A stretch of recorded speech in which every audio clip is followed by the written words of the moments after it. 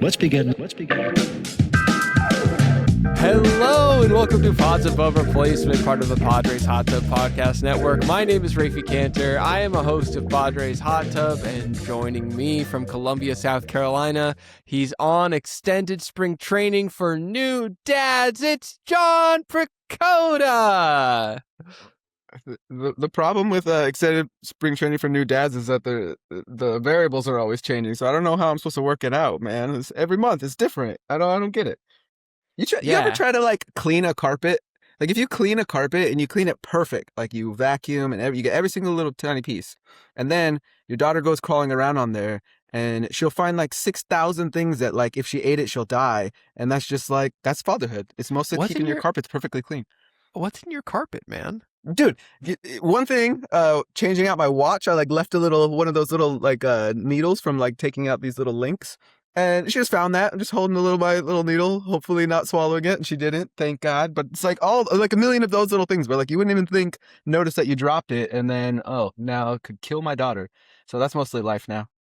You know, I really hope that human evolution at some point is able to work out the thing in babies where it's like, what's this? I don't know. Let's put it in my mouth. Like, and that's the way that they figure things out in the world. Yeah, dude. Yeah, that it's like the most dangerous thing, and it's constant. That's all of life. It's just making sure that she's not swallowing something. That's what life is now. Yeah. Well, enjoy that extended spring training. I need it. Well, today on the show, we're going back to our roots a little bit. Just some classic Pods Above Replacement player profiles. The two guys we're going to talk about today are the two late additions to the Padres starting rotation. Two Southern California boys who are coming relatively close to home to try and salvage their major league careers in Lucas Giolito and Griffin Canning. So, you know, we're going to do our normal thing. We'll talk about the guys. We'll give you a little backstory of who they are. John's going to do some great profile breakdowns. I'll have some additional remarks.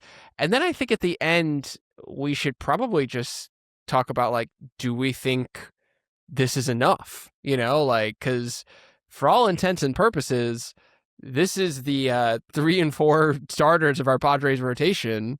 And do we think that this will be enough to carry us through? And so I think we can maybe answer that as we go through. Does that sound good, John?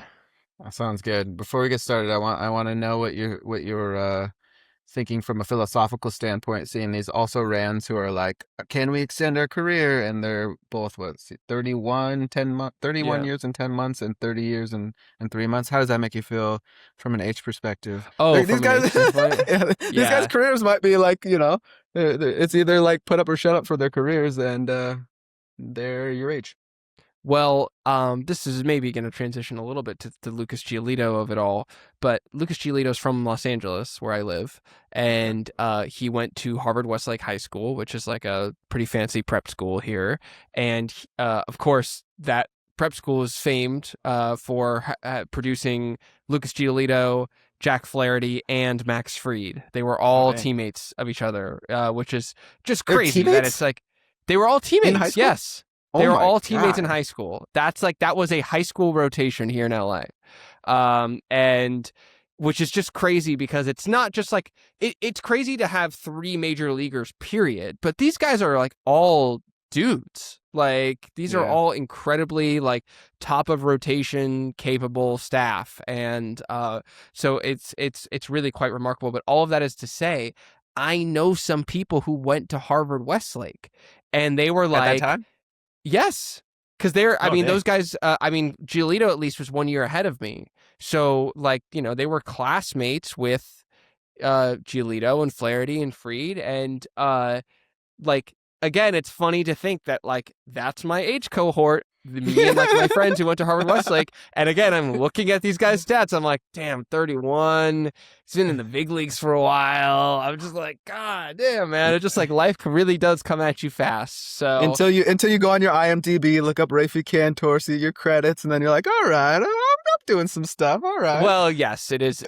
Yes, 31 years old for a writer is a very different career point than 31 years old for a major league pitcher. So, and I have to imagine likewise being in your 30s for a doctor is very different than being in your 30s. That's upsetting.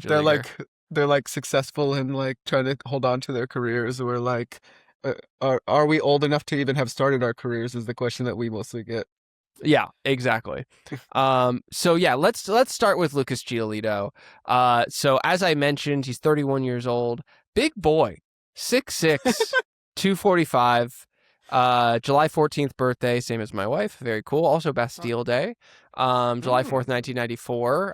Bastille Day was not in 1994. That was actually. Thank you for the history lesson. Yes, I believe that was 1789, the storming of the Bastille. Someone can fact check me on that. Anyway, he is drafted out of high school. 1789. God, you are. So my good. gosh. You would kill those three in high school. I bet you would have dominated them with your Bastille Day facts compared to Giolito just throwing a fastball. Come on. 3 of them went to Harvard Westlake and were a high school rotation. Only one of them was on Teen Jeopardy, and that's me. So anyway, he's drafted in 2012 right out of Harvard Westlake High School, as I mentioned, 16th overall to the Washington Nationals. So he goes from the Nationals. He makes his major league debut there. He pitches 21 in the third innings in 2016. In his 2015 prospect report, he was rated as a 65 future value prospect. Very, very high by Fangraphs. Number 2-3 starter as a sort of makeup. They rated him a medium risk because, of course, he had Tommy John surgery after he was drafted and was making his way up through the Nationals farm system. In the end of the 2016 season, December 7th, 2016, Lucas Giolito gets traded along with Reynaldo Lopez and Dane Dunning to the Chicago White Sox for, do you know who, John? 2016 White Sox. The end of 2016 into 2017, going from the Nationals to the White Sox. I need a couple hints here. So, position? Outfielder. Any Padres connection at all? Yes. An outfielder who played for the Padres. Believe it, I'm going to say, believe it or not, he did in fact play for the Padres. Hopefully, at the very end of his career. What year? Oh God, I'm going to need to look it up. So it'd be like 2019 or something like that, maybe. No. More recent than that. Okay. He White Sox. That was decently good as an outfielder. Wait, am I? I'm high. I'm not. He didn't play for the Padres. But he did retire in 2021. I don't know. It's Adam Eaton. Oh, is that why you thought I was going to play for the Padres? Because the pitcher did? Yeah, maybe. But I thought I was. Who was the guy? There was someone who came over and played for us and wasn't very good in the outfield. That describes like most of the Padres' history. Yeah. Whatever. It's not important. Someone's gonna yell at me in the comments. That's fine. But yes. Anyway, Giolito, Reynaldo Lopez, and Dane Dunning to the White Sox for that is Adam quite Eaton. A lot of players for Adam Eaton. It is. What was his year like at that point? He must have been killing it. Quite a lot of players for Adam Eaton. I remember him as an also-ran, like just another guy.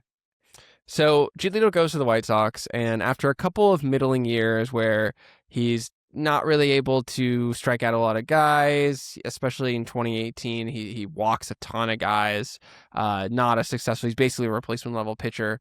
2019, he comes back and he comes back absolutely roaring. He throws 176 and 2/3 innings. He has a strikeout rate of 11.62 strikeouts per 9 innings. He walks under 3. He gives up 1.22 homers per 9. All of that adds up to a 3.43 FIP, a 3.41 ERA, 5.2 FWAR on that 2019 campaign. And that's, of course, kind of going to be the high that he's chasing throughout the rest of his career.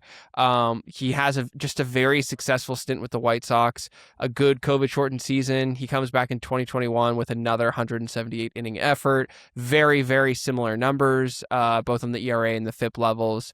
10.13 strikeouts per 9 innings.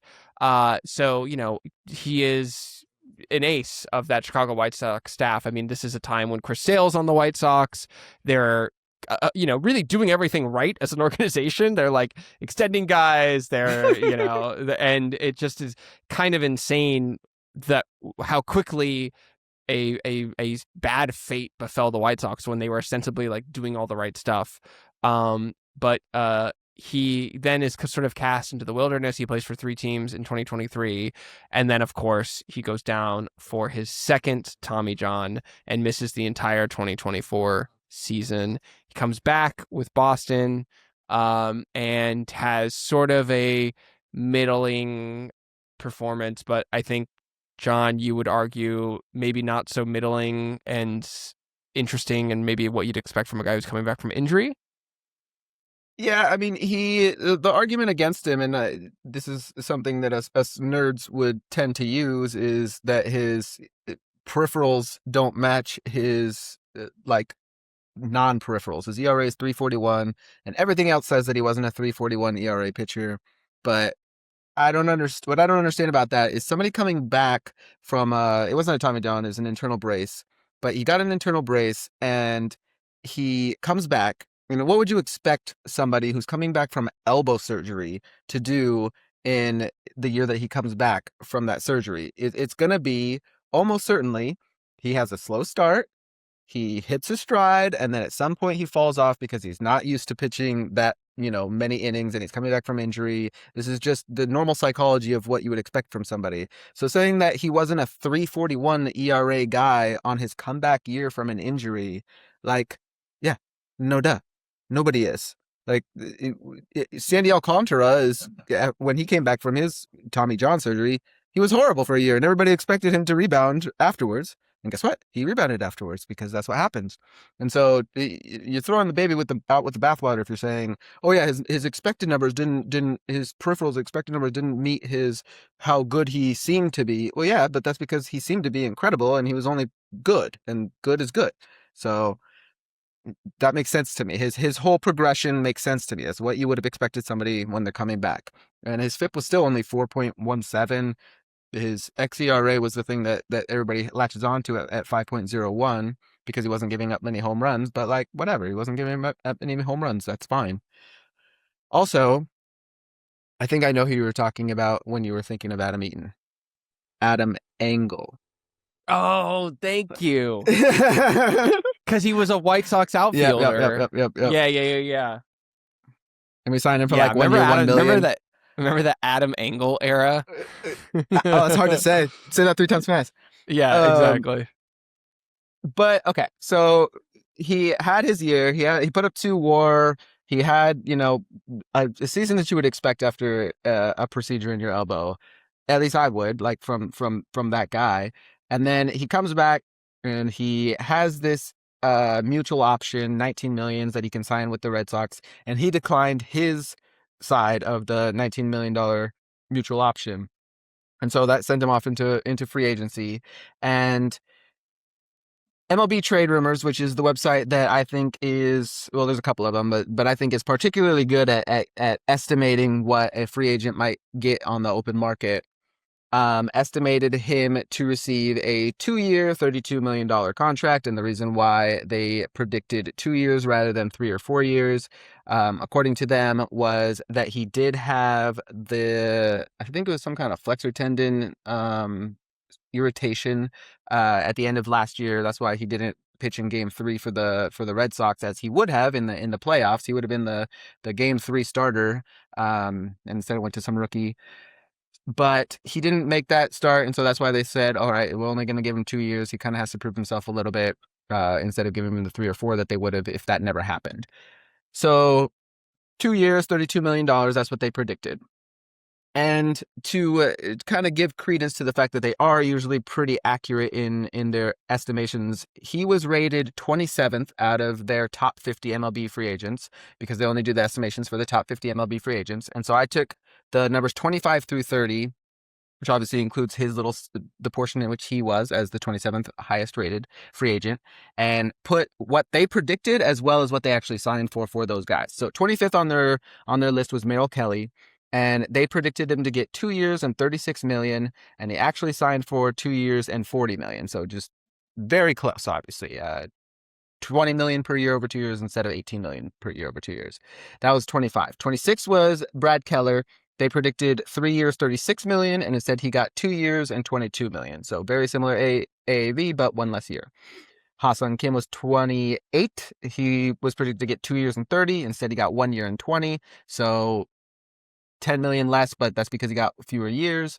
29 was JT Realmuto. They predicted 2 years, 30. Instead, he got 3 million, 45. So an extra year at the same AAV. And Ryan O'Hearn, they predicted 2 years, 26, and he got 2 years, 29. And then they do Lucas Giolito right in that same, spot where they predicted all of those guys almost exactly right. And they predict 2 years and 32 million for him. And he gets 1 year and 3 million, which comes out to 1 year, 2.78 million prorated after he does not start the season with the Padres. So the question is there something out there that we don't know? Or is this a great deal? Or some combination thereof, plus the fact that, as we talked about last episode, is there something to maybe it's a good idea to use the comeback year that you're going to have with the Padres and with Ruben Niebla in particular? Well, one thing that I'll say is it's definitely a combination of both. That it is both a steal and also it is, it's not worrisome, but it's also just like, where's the market? But I can tell you where I think the market is. The Padres are player friendly, and one of the ways in which they are player friendly is that they are willing to put escalators in deals. And a lot of teams, they want to sign a guy for a fixed amount of value because they want to know that they're going to get like a certain value out of, if they take a risk on you, that they're going to be guaranteed to get some surplus back. And Giolito's deal is $3 million prorated to 2.78, but it's got like escalators that take it up to like 8 or 9 or somewhere in that neighborhood. So he could potentially, if he hits all of his markers, make triple what he's going to make as his base salary, which is like basically unheard of. I know it's like different proportions. We're not talking about 10 million turning into 30 million. We're talking about 3 turning into 9, but that's still like a huge jump up from like a percentage standpoint. And so I think for Giolito, it's very attractive to have a team. I bet you there are some teams that probably were willing to give him $4 million, but that's it. $4 million. And he's like, well, Sure. I'll bet on myself and do the $3 million that could potentially go up. I could see that as a very likely scenario. It is just very, very curious. It's the reverse Munetaka Murakami, where Murakami comes over and everyone thinks he's gonna. No, I guess it's sort of the same. No, it's the same. It's just on a different proportion, where everyone thinks he's going to sign for $150 million and he signs for $38 million for Chicago. And then he ends up being unbelievable. And it's just like really good. And it's like, wow, everyone missed on this guy. But that obviously comes from people really just not believing in the NPB as an apt, comparison for Major League Baseball, and think, okay, well, he can hit well in Japan, but he also has a 30% strikeout rate there. Is that going to climb to 40 in Major League Baseball? And, Giolito doesn't have the same, translation issue, so to speak. He's been playing amongst these guys for the better part of a decade. So, I think it is sort of one of those situations where the desperation of the Padres meets the opportunity of a player. And like the Padres needed someone like Giolito to exist. They needed to take the risk on that upside in order to complete their rotation. And Giolito kind of needed someone like the Padres, evidently, because his market completely evaporated. And yeah, it is very surprising to see a guy who had the highs that he once had just not be able to get more than a $3 million base salary. Yeah, and at 31 years old with recent success. So it's not like a similar thing to like Walker Bueller or someone else who had fallen off dramatically. I mean, he was predicted to get 16 million a year. So it's a guy with, possibly $16 million a year talent at least. And that's betting on a guy who has injury, so the upside is even higher than that. When you compare it to folks that got like 1 year deals in MLB last year who are starting pitchers, because like we said last episode, starting pitchers are expensive. They just are. It's an expensive thing to purchase. They cover a lot of innings for you. They're valuable. And we got two guys for, at least for the signing price of under $3 million in Giolito and Canning that we're covering in this episode. And that's so under $6 million, at least at the time that the pen hits the paper, for two guys, each on 1 year deals. And just comparing that, I just took a list of 1 year deals of folks that got 1 year deals in the MLB this past offseason. And you get guys who had horrible last years with very limited upside in general and are all getting paid more than both of them combined. Like Zach Eflin is on a 1 year, $10 million contract after his age 31 season, after throwing 71 innings of 5.93 ERA, ball good for a -0.3 WAR. Same thing with Dustin May, 1 year, $12.5 million. He threw 132 innings of 4.96 ERA baseball. He actually put up 0.8 WAR, so he's one of the like better deals, I guess, for as far as guys go. The same thing with Quintana, 1 year, $6 million. Bad year. Sugano, 1 year, 5.1 million after 4.64 ERA. Soroka, 7.5 million after 89 innings and of a 4.52 ERA. Lorenzen, 1 year, 8 million. Aaron Savali, 1 year, 6 million. Neither of those guys has an ERA above or better than 4.6. And those are for what each individual guy being more expensive than Lucas Giolito and Canning combined. So you do have to at least, especially in the Griffin Canning comparison, because he probably actually is worth closer to 3 million just based on market value. Think about that in the back of your mind when we're going over these people, that they're not people who the market says are valuable people. So how are we going to extract value that is worth more than we're paying them? Right. So I've been told that there is a off-limit section for me in this document called Giolito about to drop that four-seam usage, bro. Would you care to explain? All right. So, as you know, I'm a serious bro, so I talk like that all the time. But yeah, so Lucas Giolito last year relied on four pitches, right? He threw a four-seamer 48.4% of the time. He threw a slider 25% of the time, a changeup 22% of the time, and mixed in a curveball at 3% of the time. So it's about 50, 25, 25, and 5 or so. It's a close enough ranking for those four pitches. Now, I'm just going to go over Padres or recent Padres starting pitchers who have pitched for the Padres at least. And I just want you to guess their primary fastball usage. So it doesn't have to be a four-seamer necessarily. It's just whatever's their primary fastball. So that's going to either be a sinker, a four-seamer, or possibly a cutter. I'm just going to name some pitchers. So as reference point for Giolito, his was 48.4% last year. What do you think Michael King... Four-seam usage. Yeah, Giolito's four-seam usage was 48.4. So, Michael King, so far this year, his primary fastball has been a sinker. That's the fastball that he's used the most. What percentage of the time do you think he is throwing a sinker? 35. 26%. 26.8. Okay. Randy Vasquez, primary fastball has been a four-seamer so far this year. What percent? Oh, well, that's got to be much lower because he throws the cutter too. So, I'm going to guess... You said 26 for King? Mm-hmm. He also has a four-seamer, though. The King does. So he also has a four-seamer at 20%. So that okay, but I'll guess that Randy's throwing the four-seamer 26% of the time. It's 31. Close enough. 31. Okay. Musgrove, during his most recent year, threw a four-seamer as his primary pitch. Guess what the percentage of that was? Uh, 33%. 23. So you're getting like Wow. so you're getting like a number, like the number seems to be somewhere in the like low 30s or 20s of primary fastball usage. Darvish, his was a sinker at 20%. Yeah. Bueller so far, his has been a cutter at 24.3%. Marquez is by far and away the leader, but that's because, as we talked about last episode, I don't think we He changed him that sucks. much. Yeah. his four seamer has been 37.7, so that's the kind of the aberration here. And Griffin Canning, since he came over, not including today, he started today. His fastball usage has been his primary one, and he's only used that 28.8% of the time. So Giolito throws his nearly 50% of the time.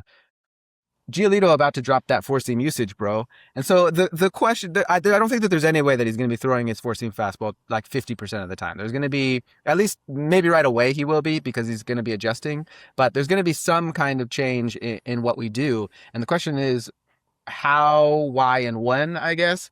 So there's options here. There's the most obvious option, I think, is probably to just increase the usage of whichever off-speed pitch you are most able to land inside of the strike zone. And for him, that's pretty obvious. It's his changeup, which he threw last year inside of the zone 51.1% of the time, which is just slightly below how much he throws his fastball in the zone, which is only 56.4% of the time. So why wouldn't you throw the much better pitch that you control within the strike zone at a similar rate much more frequently? And to prove that it's a much better pitch, his four-seam fastball last year had an xwOBA of 387 with a 16% whiff rate. So obviously those are horrible numbers. His changeup had an xwOBA of 299, so 90 points better, and a whiff rate of 26.7. And that's for a pitch that he commands within the zone at a similar rate. So that's, I think, the most obvious answer. Although one thing that also you will see if you look at this little list that I cranked out and told you not to look at, was that all of these pitches throw King 5, Vasquez 7, Musgrove 7 pitches, Darvish 9 pitches, Bueller relies on 7 pitches, Canning 6. So Giolito's the only one that's even at 4. Everybody else is, generally speaking, around 7. So another thing would be possibly to split up the four-seamer into a four-seamer and a sinker and or a cutter. I think that it would be reasonable to do all of those things, to break up his four-seam into multiple fastballs, as well as increase the changeup and possibly slider usage.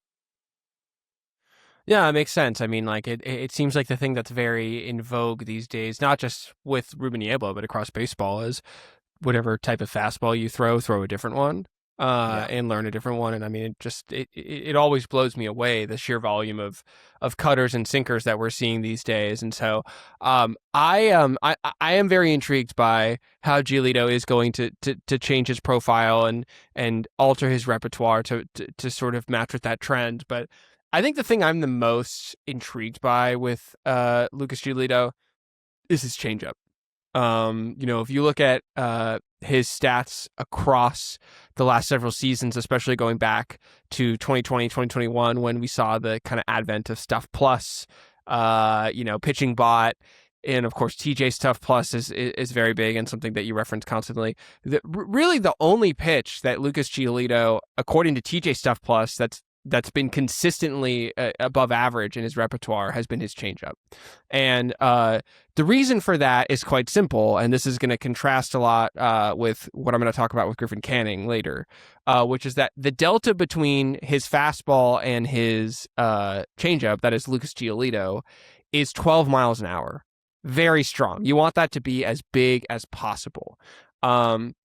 And so that makes that pitch just inherently stronger. And what I find interesting about the movement profile is that his movement profile and his changeup historically has been below average. And basically what happened in 2025 is that it became extremely below average, especially the vertical drop. He went from having like an about slightly below average vertical drop on his changeup to having 4 inches below the average. And so it's sort of a flatter changeup, for lack of a better word. And Fangraphs has a great new Fangraphs lab that they pull out. So, John, I would encourage you and folks on screen who are watching us on YouTube or on our Patreon, you'll see this on screen as well. This is the paired pitches model. And it basically, what you do is you choose a pitch like a fastball. And this is what I tend to do with pitchers is I anchor that fastball middle right at the top of the zone. And I like to compare what the movement profile is for their other pitches. And if you look on screen now, you will see Lucas Giolito's 2023 and 2025 movement profiles. And it's not super drastic, but it Huh. is noticeable, which that on the left side, you will see his 2023 movement profile, which shows that the changeup, if you put the fastball right at the top middle of the zone, the changeup is dotting the bottom left corner, the sort of like inside bottom corner for right-handed hitters. And the slider is showing up well below the zone on the bottom right-hand corner of the plate. And if you now go to 2025, which is on the right side of the screen, you'll see that if you put that fastball at the same anchor point, the changeup is much further in the zone and the slider is also in the zone. So basically, there is just a lot less movement in 2025 compared to 2023. And obviously, a starter like Giolito, who has these varied options, is going to get the most benefit out of tunneling those pitches and creating the greatest amount of break possible. And so, to me, I see Ruben Niebla's pitcher mission, especially for that changeup, and Niebla is the changeup god, as we've talked about all the time, is just kind of get it back to that 2023 profile. I'm not saying that he has to be all the way back to who he was in 2019, 2021, when he was like a Cy Young contender.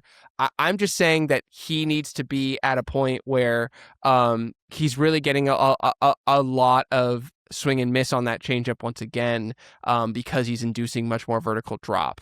And so I think that that's how Ruben Niebla is going to, aside from giving him a fancy new fastball to throw, try and get the most out of Lucas Giolito. So he's been pitching at lower levels. So unfortunately, because he's not at AAA, we don't get the pitch shape profile. So I haven't been able to really review like how much of that has taken hold so far in his rehab outings. But that's going to be the number one thing that I'm looking out for Lucas Giolito is the vertical movement profile on his changeup, how it compares with his fastball or whatever other fastball he ends up throwing, and going from there. But yeah, man. Any other Giolito thoughts before we talk about his mirror? Yeah, so let's I'm gonna spoil a little bit of the Canning profile and tell you in advance that Griffin Canning, one thing that has popped up so far this year for Griffin Canning is that somehow, for some reason, without any change in his velo on his changeup, so the same pitch we're talking about, he has more vertical drop to it, so more vertical, more drop, as well as more horizontal break on that changeup at the same velocity out of nowhere. And so what that's causing for him is one, more movement and therefore a more nasty pitch, but two, a reduced ability to land that pitch within the zone. And so Yeah. what I'm saying here is one, is that something that you would be willing to risk for Giolito? Meaning, we were just talking about how he might reduce his fastball usage.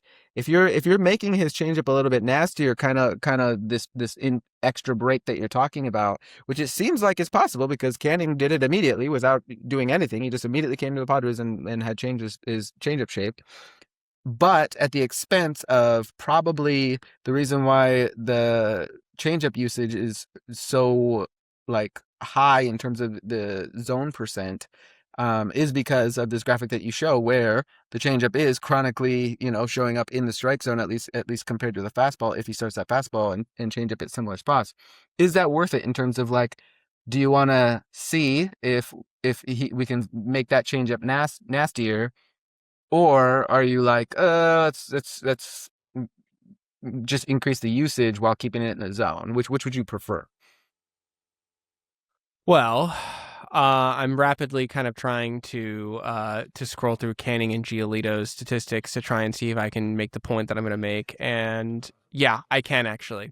So the difference between, and then again, let's just talk about Griffin Canning because like we're kind of in this spot, but like the difference between Canning and Giolito is that Canning has never really had a great fastball, and he's never Yeah. really had a great fastball because he can't really locate it that well. I'm scrolling through Yeah. Yep. Yep. Yep. his zone percentages historically on his four seam fastball, and going back to 2023, he's at 49%, 48% in 2024, 49% at last year, and this year he's down to 44.4% on his four seam fastball. So he's Yeah. really, really having trouble throwing it for strikes. Whereas with Giolito, and by the way, this isn't like an incredible zone percentage either, but he's throwing it 52.6% of the time in 23, 53% of the time also in 2023 with the White Sox. Last year with the Red Sox,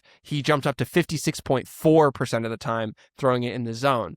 And which is about average. I'm Yeah. not saying these are great numbers, but I'm just saying like Canning's problem is that he can't locate his changeup, but then he has no safety pitch where it's Yeah. reliable. Yeah. And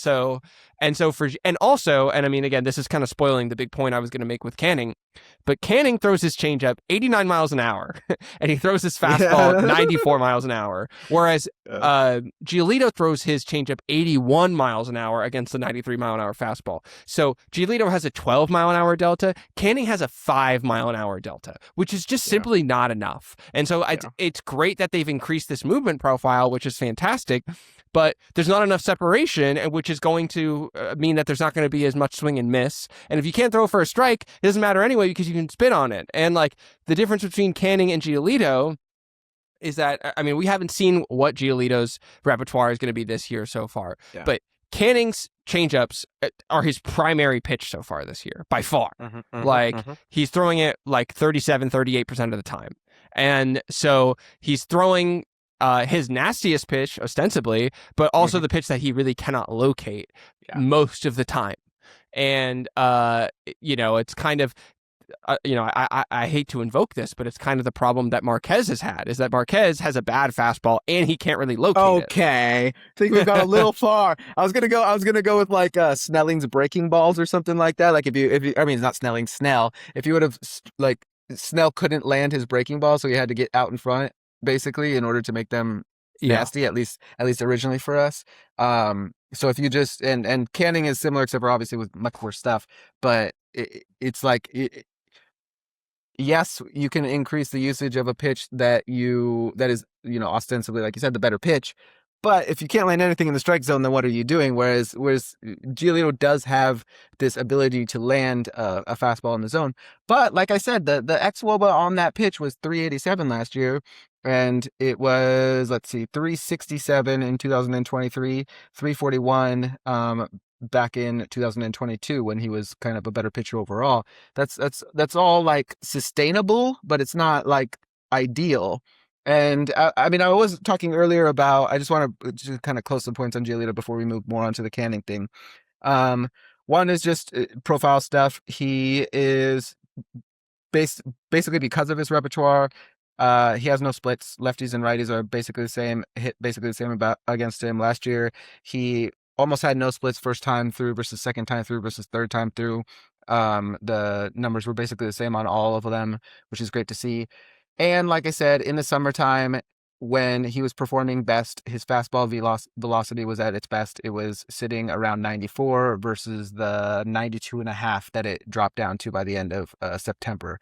At that time, the results against it were obviously better. So it's like, can he spot a fastball at the top of the zone at 94 miles an hour versus 92.5 miles per hour, and can he then break off a nastier version of a changeup, more similar to one that he's had in the past? That would make him more similar to what he'd been, not at his prime, but at his prime after his fastball velo dropped off a little bit. So like his second most prime, he could restore that pitcher, but also restore himself to that baseline. But also he might just make wild changes in terms of pitch usage, like we were talking about before. So there's a couple things that you could look out for. Is he maintaining those 94-mile-an-hour velos or something similar to it? Is he changing his changeup shape? Is he keeping that changeup in the zone, or is he moving out of the zone? Is he using his changeup more? And is he adding any other pitches to his repertoire? Those are all things to kind of keep your eye out, I guess, for Giolito going forward. Dope. Okay, so let's talk a little bit about Griffin Canning because we preempted some of that conversation. But Griffin Canning, he's 30 years old, not as big of a boy, 6'2", 180. He was born on May 11th, so happy belated birthday. He just turned 30 years old about 3 days ago. Nice, From nice. when and we should also say we are recording this on May 14th at 3 p.m. Pacific, 6 p.m. Eastern time, and the Padres were absolutely shellacked by the Milwaukee Brewers today on the back Yeah, of a Griffin Canning start in which he could not locate his pitches. So, there you go. we try not to let recency bias come in to stuff, but that might color a little bit of this today. So, Griffin Canning, he goes to UCLA. Should be said, he's also a Southern California boy. He grew up in Rancho Santa Margarita, which is in Orange County. He was picked in the second round, 47th overall by the Los Angeles Angels, his, I guess, hometown team, if you want to call it that. And he comes up through the Angels system. He pitches, never really fully healthy for them. 90 innings in 2019 to get the COVID season in 2020, 2021. He only pitches 62 and 2/3 innings. 2023, he pitches 127 innings. And 2024, he finally kind of has a full workload of 171 and 2/3 innings. During that time, he's really kind of a back end rotation piece. He never cracks more than 2 F4 in a given season. He's really levitating in that sort of like mid fours range, both in his ERAs and in his FIPS. He's had some years where he's basically hovered around 9 strikeouts per 9 innings, sort of like what you would, I guess, say is like the standard, the bare minimum or average. And then, kind of alternates between being able to locate his pitches and really not. But I'd say as we're looking at Griffin Canning in really the last few years, the ones that are the most relevant to the Padres, his biggest bugaboo has been locating those pitches. He had a 3.46 walk rate in 2024. He goes to the Mets last year. He's effective during that time. He only pitches in 76 and a third innings because he ruptures his Achilles. But he, during that time, really limited the long ball, which helps kind of buffer his FIP to a 4.04 FIP, but he walks 4.13 guys per 9 innings. He strikes out less than a guy per 9 innings. And so, just sort of effective, but not ace shit per se. Um, Yeah. and so he's hurt. He's recuperating over the offseason. His market is slow, and the Padres are able to jump on it for a year and $2.5 million. And so what do you think the clay that Ruben Abel had to work with was with Griffin Canning when the Padres signed him? Yeah, so this is a different batch from the year before. Like I mean, not the year before, from Giolito, because Giolito has this stuff, and you're trying to, like you said, he has more, I guess, clay, more expensive material that you can use to organize. Canning, from a Stuff Plus perspective, has one pitch above 100. That was his slider last year. Everything else is like 90s or below. Overall, Stuff Plus was 90 overall. It's never really been good. In fact, his location has been what's driving him, even though he walks a lot of people.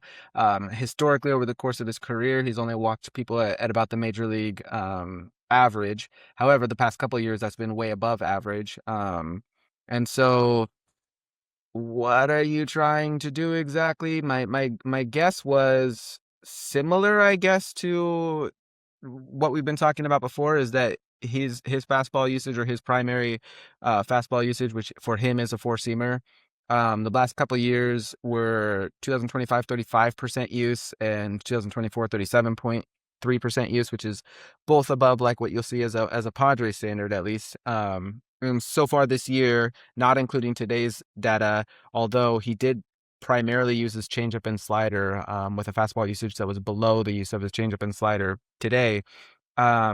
He's had a 28% usage, so a 7% drop off for his four seam fastball usage, which is kind of what I would have guessed.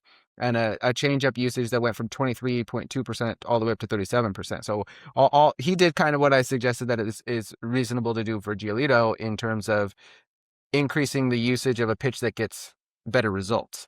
And the so his xWOBA last year on his four seamer was 373, and his xWOBA on his changeup was 300. So very similar numbers to what I just said for Giolito, how they performed last year. The difference, though, is that for Giolito, his changeup and four seam zone percent was essentially the same, and both below or both above 50%. And for Griffin Canning, his changeup usage is actually more, his changeup is more likely to land in the zone than his four seamer at 53% compared to his four seamer at 49%. But both of those are low, and there's not really like a pitch that you would be more likely to go to, except for, I guess, the changeup. However, because of that, his overall zone percentage, like of all of his pitches, is 50%. And since, like I said, we moved the shape of his changeup, he hasn't been able to land it in the zone anymore. And so now overall his zone percent, and that's before today, was 39%. You can't survive at 39%. Like, you can't just have all your pitches going in the zone at 39% of the time, or guess what's going to happen? People are going to lay off of it. And that's what I put in my note for today. Adjustment will fairly obviously be to work counts better against him. And then today he walks four of the first five batters because you're going to make him throw strikes to you if he's not able to land these pitches in the zone, and he's just not. So it was interesting to see that we changed the changeup usage or changeup shape for him, and we did make it a nasty changeup. But if he can't land it in the zone anymore, and he already can't land a fastball in the zone, and he can't land any other pitch in the zone, then how's he going to throw strikes? I think that's a great question, John, because I'm looking at this guy's pitch profile, and my general thought was that the adjustment that Nabil is going to make not only is obviously trying to get this guy to throw changeups in the zone, but it's also to get him to throw his sinker much more than his current fastball. Because in terms of his movement profile, since he's come over, I'd say that the biggest change that he's made is that his sinker has added a ton more horizontal tail than it's traditionally had. He had a sinker when he was playing for the Angels. He shelved that sinker. It's come back this year, and while vertically it's not dropping necessarily as much more than average, horizontally it is moving much more than average, 2.6 inches versus comparable pitches. So my kind of thing that I'm wondering is with a four seam that, yes, he's added some increased vert and he also has some tail on that as well.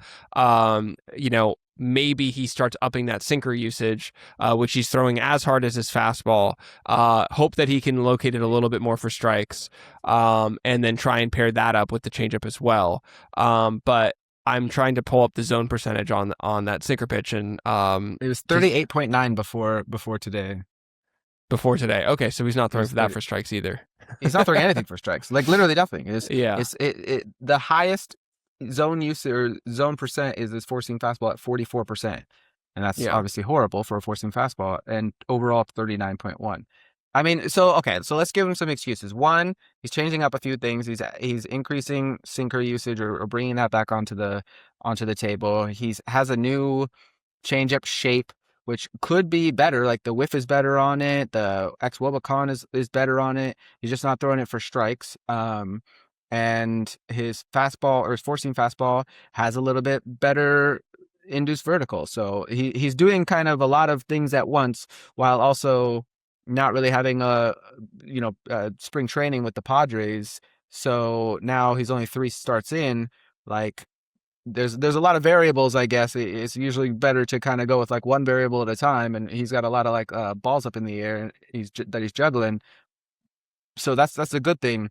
The bad thing is, like, he chronically doesn't throw pitches for strikes, and also he's mixing it up. So I think the most exciting thing that you could think he's probably going to struggle for a while he's making adjustments. And even if he catches, like, he has a few good starts, he's very likely to have bad starts mixed in there as well until he finds a groove. And then by the time he finds a groove, it would be, late in the season at this point. Yeah.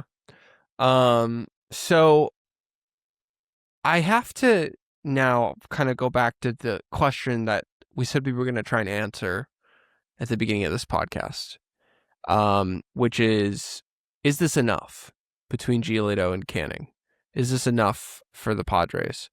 Um, so I'm curious, just look, but first of all, comparing Giolito and Canning, I'm curious which of these two pitchers you think uh, is the better bargain for the Padres. Obviously Canning is signing for less money guaranteed, 2.5 million, and to my understanding, there's not really escalators in that deal in the way that Giolito could potentially end up getting paid $8 million this year. Sure. So I'm curious which of these guys you think is the better deal, and then I'm curious um, if you think that between these two, if this is enough, if this is an acceptable 3 or 4 starter for the Padres given their ambitions this year. I think that both of them at kind of their 75th to 80th percentile outcome would be good third and fourth starters. Therefore, the most likely outcome is that at least one of them is not a third or fourth starter, if that makes sense. Like, I think that Lucas Giolito is by far the better pitcher right now. Like, if you ask me who's going to be performing better in August and September, I'm definitely putting my money on Giolito. Um, and do I think that either of these is possible playoff starter? Yeah, Lucas Giolito could be. There's no reason why he couldn't be if things, improve. Canning would be like terrifying in the playoffs in any capacity, even for an inning or two, because he struggles to find the strike zone. And also he doesn't have any dominant pitches. So both of those are scary in the playoffs. But the fourth starter doesn't generally have to pitch much in the playoffs, if at all. So could he be a fourth starter? Yes, at a 75th percentile outcome. I can't call that likely if it's 75th percentile outcome. Yeah, I mean, Fernando Tatis Jr.'s 80th percentile outcome is a 40 home run hitter. Sure. Right now he's a 0 home run hitter as we record this, so anything is truly possible. Yeah, the great wild card in all of this is Joe Musgrove, because I personally think Nick Pivetta is dead. I do not think he's going to pitch for the Padres again this year. He's had flexor trouble in the past. I, my adjustment for grading the Padres injury reporting on a curve is whatever they're saying. It's twice as bad. And so if they're saying he's going to be out 3 months, like I think he's probably going to be out 6 months. And Joe Musgrove, all the messaging that's going out there is that he will be back probably around the All-Star break is what their goal is. We've heard whispers and rumors that he's gone back to doctors to get his elbow checked to see if his surgery took, essentially. Never a good sign. And so, there is a possibility, speaking of percentile outcomes, where Joe Musgrove comes back. You have Giolito as your 3 or 4, depending on what you think Musgrove's going to be. You have Canning as your 5, and then all of a sudden, like, that looks like a decent rotation going down the stretch. There's a world where Musgrove comes back and is completely incompetent and is never able to regain his former form.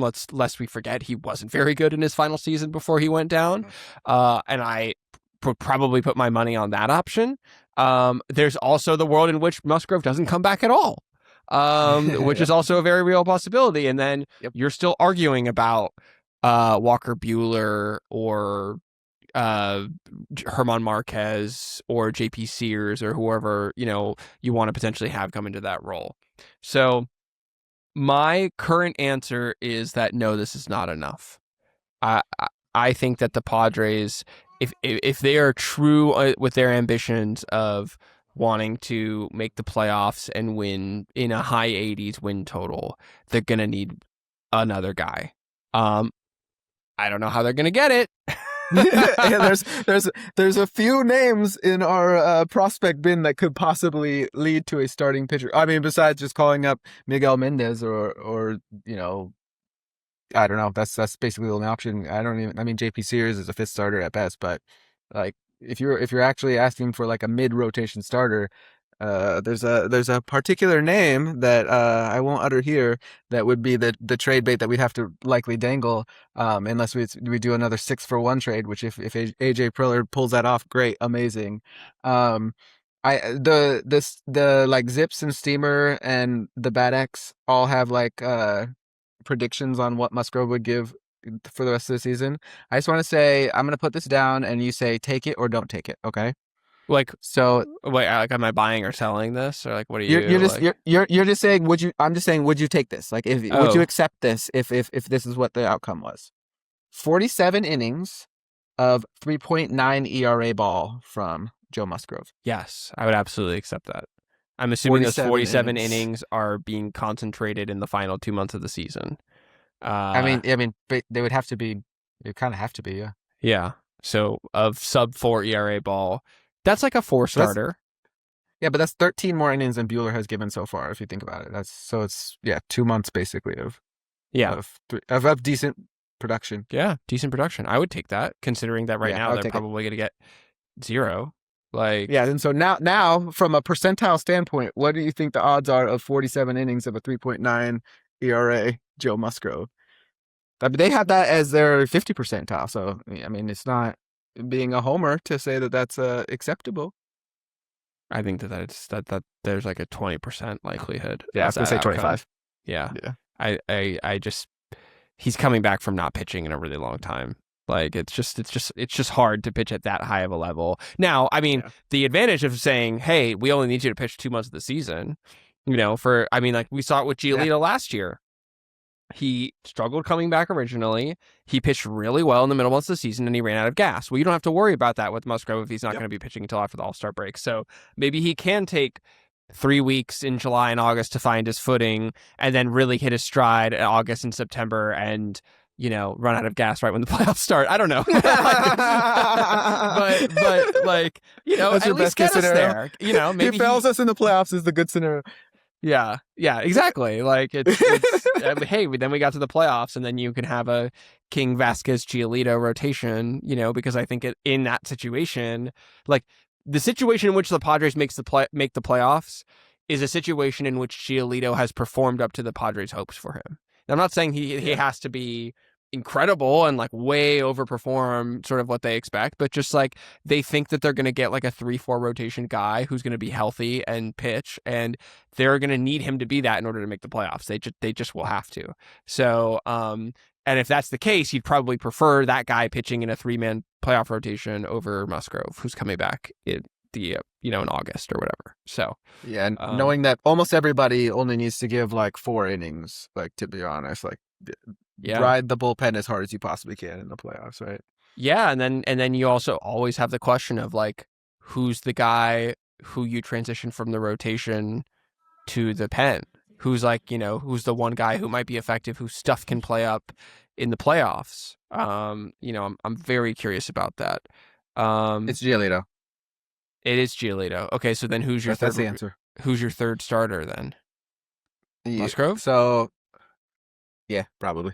If he's even If adequate, he's yeah. healthy. I mean, it's so unlikely that all these things happen where they're all healthy and they're pitching decently enough for it Yeah. to not just be an obvious call. It's like it's gonna be like, oh, Zach Davies is your game one starter. You know what I mean? That's usually how it ends up happening.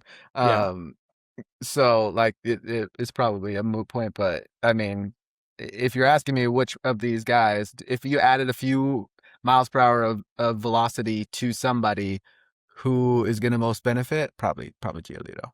Okay. Last question before we wrap up. Both Canning and Giolito have 2027 mutual options. Now, mutual options historically never get exercised, so I'm not going to ask you if that happens. But are either Griffin Canning or Lucas Giolito going to pitch on the 2027 Padres, John? 2027. Yeah. Let's see. So Canning, I think his most likely outcome of pitching for the 2027 Padres is because he pitches so poorly that he doesn't have a market elsewise, but we ourselves see some semblance of like something that he could do to improve. That's possible. Giolito, I think, has enough there that he is going to, even if he pitches to like 4.5, 5 ERA ball, going to have a market that's like 10 plus million, and therefore we can't afford him, even if he's bad. Not even And with so Jose and Kwanzaa's money, my guy. We're rich now.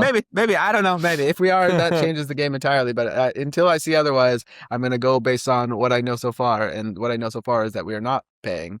And so hopefully that changes. Hopefully I'm entirely wrong, but I'm not going to change until I know that they're changing. And so for now, I'd say Giolito no, Canning 33% chance, but probably no as well. Yeah, I think this is almost my point I was going to make is I think Giolito is certainly one and done here in San Diego. I think he's, if we're lucky, he's the next Seth Lugo, and that's the model. And that's probably the argument that the Padres made to him when they signed him. For Canning, I think it's more likely. I don't know that he would have to be that bad. Like I like that, that he has no market elsewhere. I think that there is a decent chance that the Padres could be competitive for him in like a $5-6 million range if they really wanted to keep him around. But he would not. There's no scenario in which he drastically overperforms expectations in which he sticks around, in my opinion. I mean, again, like I said, he is from Orange County. It's probably nice to be close to home. I could see him being very competitive. The Padres being a very competitive place for him. But I do think it's funny that. We went over like prices for 1 year contracts. Like $6 million buys you a 35-year-old coming off a bad year. Yeah. So if he's even okay, then he's gonna make more than $6 million. That's true. That's true. I do think it's funny that you're like, Canning has a 33% chance of staying because he'll be so bad, but maybe they'll see something in him. Yeah. And I'm just thinking of Ruben Niebla and AJ Preller. They're like, oh man, if we can just get our hands on this guy, we can reshape him into something. It's like, but they did. Or like he's stubborn for a while and he like doesn't listen for a while, but then like in September we suddenly see something like, oh, this is working with the changeup, but like everybody else is like, I don't want to pay for a 6 ERA guy. Right. But it's like, but we see something. That's how I think it. Like that's if we get him, that's how I think we get him. All right. Well, we're going to see. We're certainly going to see. Giolito is slated to take Matt Waldron's slot in the rotation. So he is currently slotted to pitch on Saturday in Seattle. And I'm going to try and get the show out right around then so that hopefully it is fresh. And did you see that Waldron pitched today? No. Yeah, he pitched out of bullpen on a couple days rest. He mostly did not throw knuckleballs, but when he threw the knuckleball, it was incredibly effective. He struck out, I think, 2 people on knuckleballs, and then and I think he threw like 5 knuckleballs, and they were all like just great. But he still didn't stick to it. But like, does Marinaccio have an option? By the way, I don't think he does.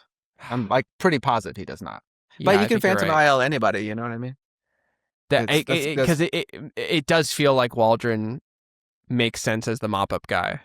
Mm-hmm. Like, and that's how they figure out the knuckleball thing. They keep it. They're still able to keep him in the major leagues. They're still able to sort of give him bulk. But then they're able to say, hey, especially like if he's pitching entirely in low leverage, that's how you say, go get comfortable throwing 75% knuckleballs. Sure. Like, and he did look good in the lower leverage today. It's like, and you got 2 innings out of 2.1 innings, so 2 1/3 from Marinaccio today.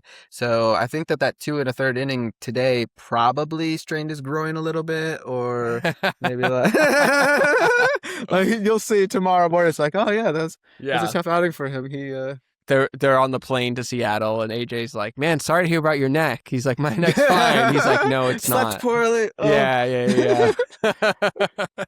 On that flight. It's an overnight flight. Yeah, exactly. All right, John, any final thoughts before we wrap this up? No, what are we talking about next time? Do you know? I think we're at a... Well, it's like, the thing about talking about Tatis is that everyone and their mother's talking about him. Like, it like literally every baseball writer, every think piece possible. So it feels a little bit like we're just sort of we're a drop in the ocean in that sense. But also we are the preeminent Padres sabermetrics show. So it does feel a little bit like malpractice not to talk about it. So I think so. We had a bet that or we had a it wasn't a bet, but we were guessing whether he would have hit a home run by the time Yeah, this episode came around, and he has not. However, he has had pretty dramatic swing changes, although those swing changes are very like uh they change from a bat to a bat, it seems. And so he's between swings right now. I do think that things might change dramatically in a week. Like this is one of those times where it's like maybe it'll stay the same, but probably not. Whether it'll be yeah. better or worse, who knows? But there's going to be changes. Well, how about I'll make a deal with you, John. Okay. The Padres are playing the Mariners this weekend, and then they come home and they play the Dodgers.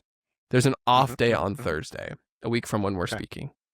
I don't know your schedule. I have to double check mine, but there's a good chance we record on that off day. Okay. If he has not homered by then, I think we need to talk about it. Okay. We'll that'll be the deal. He has Yeah. 1 week to homer. And if he It's on you, does homer, Tatis. then we can talk about something else. And I know he's listening to this, so I hope it listening to doesn't this. stress him out too much. Yeah. As I'm is worried. Steven Souza and the rest of the Padres hitting team. Yeah, all but right. he puts a lot of our stuff into action, I think. That's so right. we'll be Well, this has been big another fan of the episode pod. of Padres of not Padres of Pods Above Replacement. And we really appreciate. By the way, I just want to say a special thank you. We put out a survey to our patrons writ large, and like, you know, aside from just wonderful things you guys had to say about Padres Hot Tub in general, like pretty much the number one thing you guys put in the comments was more Pods Above Replacement, please. So we're gonna try and find a way to line up our schedules. John is a very busy dad and a very busy doctor, and you know I've got my own stuff going on. So, but just like it's been nice to be back and have people appreciate that. So thank you. Yep, appreciate it, everybody. All right. Well, we will talk to you guys probably next week. And until then, go Padres. Go Padres, hasta luego.